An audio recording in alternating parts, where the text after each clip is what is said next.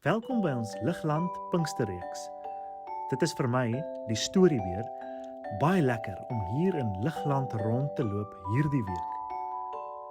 Hierdie week kuier ek by julle en ons gaan saamgesels oor alles wat rondom Pinkster vanuit Handelinge 2 gebeur het. Luister lekker saam. Almal hoor die goeie nuus. Het jy al ooit iemand hoor praat wat 'n taal gebruik wat jy glad nie verstaan nie?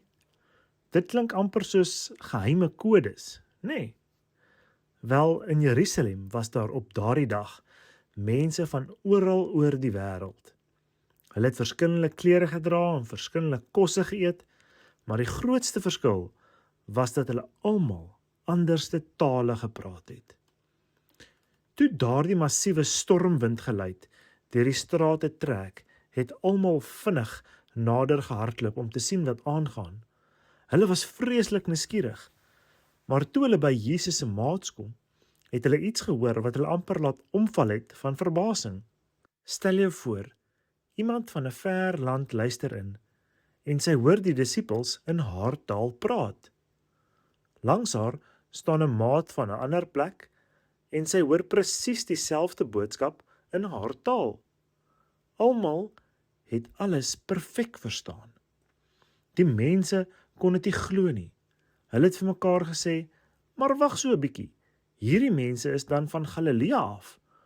Hoe op aarde kan hulle al hierdie tale so goed praat? Dit was 'n regte wonderwerk van God.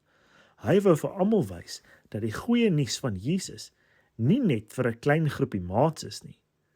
Dit is nie net vir een spesifieke dorp of net vir mense wat een taal praat nie. God se liefde is soos 'n reuse drukkie wat groot genoeg is vir almal op die hele aarde. Dit is vir kinders en vir groot mense.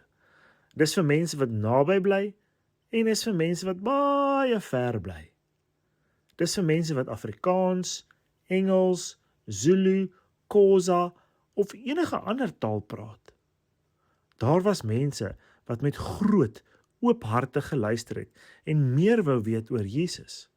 Maar, soos dit soms gaan, was daar ook 'n paar mense wat gespot het, omdat hulle nie verstaan het wat gebeur het nie.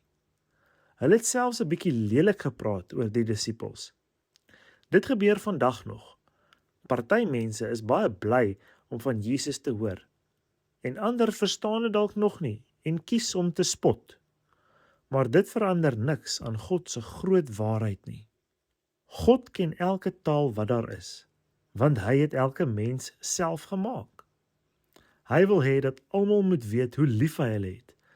Al praat ons nie vandag skielik nuwe tale nie, kan ons steeds deel wees van God se span.